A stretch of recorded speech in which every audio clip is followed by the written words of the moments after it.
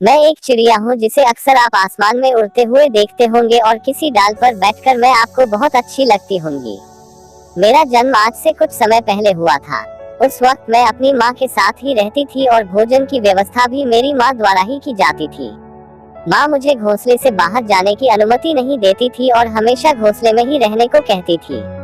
पहले मुझे यह बात बहुत अजीब लगती थी कि मैं बाहर क्यों नहीं जा सकती, परंतु जैसे जैसे मैं बड़े होने लगी मुझे समझ में आने लगा कि मैं अपनी माँ की तरह बाहर क्यों नहीं जा सकती हूँ। बचपन में चंचल मन होने के कारण मेरा मन भी आकाश में उड़ने को बहुत करता था, परंतु माँ के आदेश के कारण मैं अपना मन मार लिया करती थी। मैं यह सोचती थी कि कब मैं भी और पंछियों की तरह आकाश में उड़ पाऊंगी और अपने बल पर भोजन को प्राप्त कर पाऊंगी। उपरोक्त सभी चीजों के बावजूद भी मेरा बचपन आज से कहीं ज्यादा अच्छा था। बचपन में मुझे कोई फिक्र नहीं थी, यहाँ तक कि भोजन की व्यवस्था कैसे होगी इस बात की फिक्र भी नहीं होती थी, क्योंकि मुझे पूर्ण विश्वास था कि मेरी माँ भोजन का कुछ ना कुछ इंतजाम कर देगी। आज मैं उड़ तो सकती हूँ और खुद भोजन की व्यवस्था भी करने में समर्थ हूँ, मगर फिर भी आज बचपन के जैसा आनंद नहीं आता। वो दिन ही कुछ और थे जब मैं बेफिक्र थी और अपने घोंसले को छोड़कर पूरी दुनिया को देखकर आकर्षित होती थी।